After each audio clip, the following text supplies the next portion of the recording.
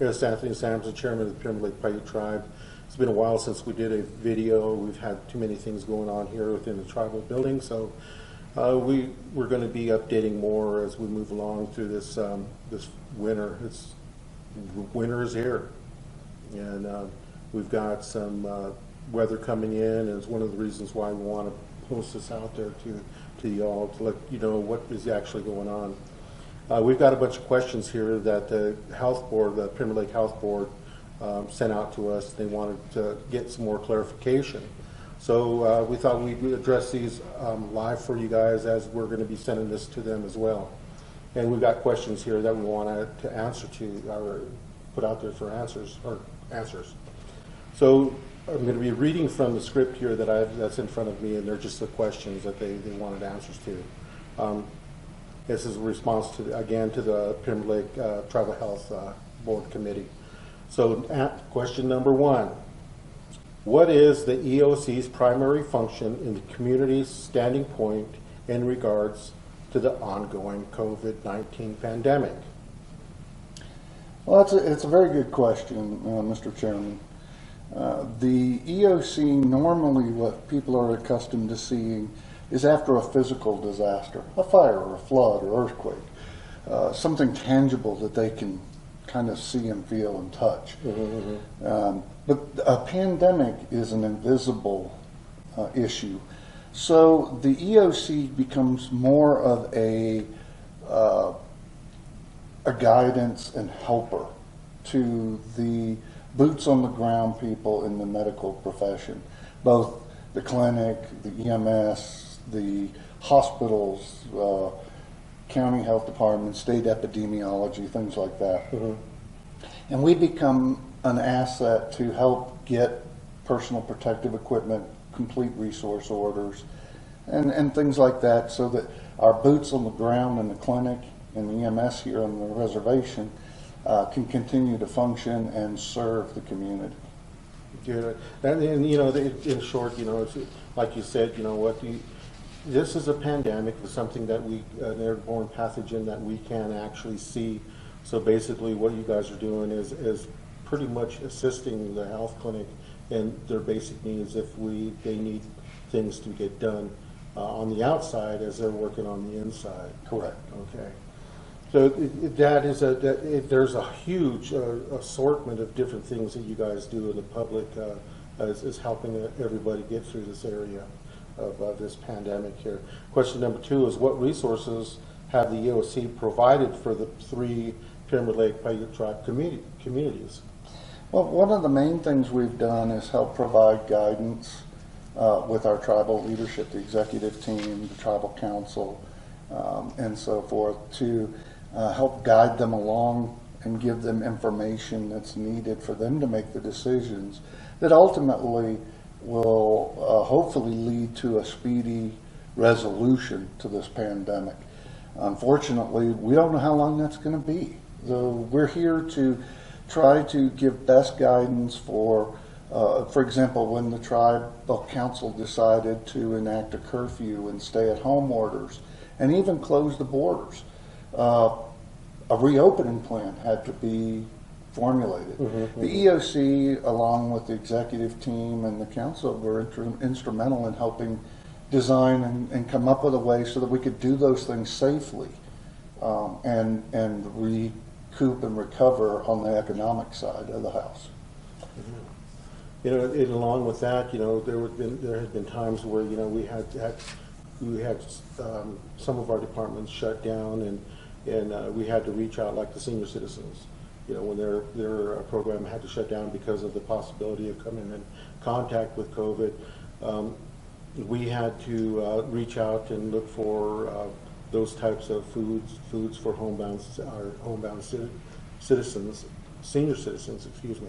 And what did you guys do on that? Well, on that, we worked with the Contracts and Grants Office here in the Tribal Administration Building to secure the necessary meals from Meals on Wheels through Washoe County, and then worked again with both the fire and EMS and the social services to distribute those meals to the best of our ability based on the information that we had on who was supposed to get those meals. So have you guys did any distributing of any PPE? Oh, yeah. We've also done that. We worked with our director and the recreation director was instrumental in securing thousands of handmade masks that we have seen to it were distributed. We had them here in the tribal office. We assisted the clinic with a drive-through community-based testing where we gave out hundreds of masks during that day. We have given them out door to door with the help of the council, our CERT team, and volunteers within the community who are helping. So we've done quite a bit of that, you know, kind of stuff. Are these resources going to be distributed anytime soon? Well, it's an ongoing process, but now we've kind of gotten out of the actual disaster phase, as it were, or the response phase. And we're kind of in we're kind of plowing new territory into what's called an educational phase, where we are training and teaching and getting out information to the community on how to best take care of themselves to prevent getting COVID. But we are still offering masks and hand sanitizer to both our tribal programs and our community members that need them. All they have to do is contact us and request it. They can either come by and pick up some, or we will deliver it if they ask for it. Yeah, part of the question is if this is going to if this is continuing, why aren't we doing it? Why aren't we? Well, one of the things we're doing is the fire and EMS department who oversees overall the emergency management program is assigned one person who is going to be doing a door-to-door campaign with educational material to give us a one-on-one advantage of talking to our community members to answer their concerns and questions that they might have, and hopefully make them a better understanding of what is and what isn't the fear. To watch the social media and the media, they make it very, very frightening. And some people are overly frightened, and we want to alleviate the fear and make it an educational service so that people feel comfortable and know what their chances really are of getting COVID, how it can spread, how it can be prevented. You know, watching the news, all they want to talk about is a death toll. We don't want to talk about a death toll. We want to talk about keeping people healthy. So we're going to have a person coming around, and it's probably going to take us months, realistically, to hit every house, because we might spend 5 minutes with somebody. We might spend 5 hours, because people have different questions and different concerns, and we want to address all of them. And we'll give out masks too if they need them. Yeah. Okay. Why are there no more updates being provided by all of the EOC? The only updates are being sent out by the chairman on his YouTube videos. Well, this is the best formula we have to reach as many people as possible. The EOC provides our administrative assistant here who operates our social media platforms, Yes. Twitter, Instagram, Facebook, those things. We provide her with information and flyers pretty regular, and those things go out. You just don't realize it's coming from the Emergency Operations Center, because we're not in the forefront like we would be in a physical disaster. We're kind of in the background. Exactly. But we're still here, and we're still serving you and your needs. And that's another thing that was posed out there. Well, we don't see this, we don't have it, and I started following some of the things on Facebook that they were saying, well, we're not informed, but we're putting everything that you guys send to us on those platforms to making sure they get it out. You see them on their phones and everything, and I receive them every time I get a posting from the tribe. I get that little message, hey, and I look on it, and there those posters are from the tribe. So yeah, we're trying to put out as much as we can.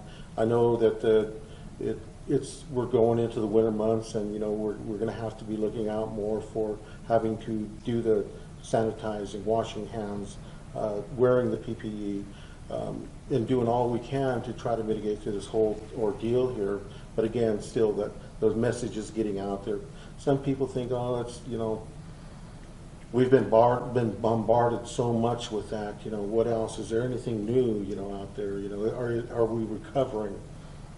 Some of the things that we do see. Yes, we are recovering in our own communities, but again, sometimes we get those things that we do get those spurs out there. Where the spikes that it's still ongoing in our community. And so yeah, we try to put as much information as we can out there. And even with our little YouTube videos, we try to keep them as short as possible, with trying to get as much as we can out there on that issue. So, well, we'll close this section out of this first part of this video. We're going to be filming again on Monday. So just want to let you guys know that there's two parts to this video. There's a lot of information that we're putting out there concerning these 8 questions that were given us. So we did the first 4, so we'll be doing the other part later on. Okay, thank you, and you guys have a good day, and God bless.